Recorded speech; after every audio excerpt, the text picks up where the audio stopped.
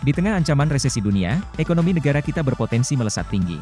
Ekonomi Indonesia bisa tumbuh hingga 6% di kuartal ketiga tahun ini. Kalau tercapai, angkanya lebih tinggi dibanding pertumbuhan ekonomi di kuartal kedua sebesar 5,4%. Di kuartal ketiga, ekonomi kita bisa tumbuh 5,6% hingga 6%, ujar Menteri Keuangan Sri Mulyani Indrawati, Selasa 27 September. Salah satu pendukung pertumbuhan ekonomi di kuartal ketiga adalah ekspor. Sri Mulyani mencatat, nilai ekspor Indonesia pada Agustus lalu berhasil tumbuh 30,15% secara tahunan. Pertumbuhan yang tinggi membawa angka ekspor negara kita mencapai 27,91 miliar dolar Amerika Serikat.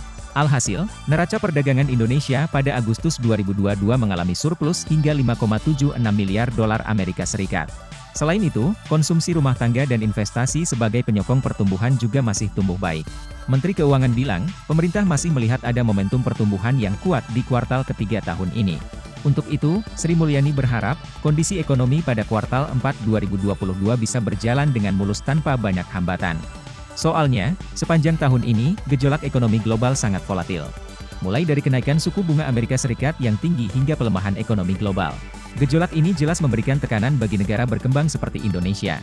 Kami berharap pada kuartal keempat itu tidak terganggu terlalu banyak akibat gejolak yang sekarang ini terjadi, ungkap Menteri Keuangan Sri Mulyani Indrawati.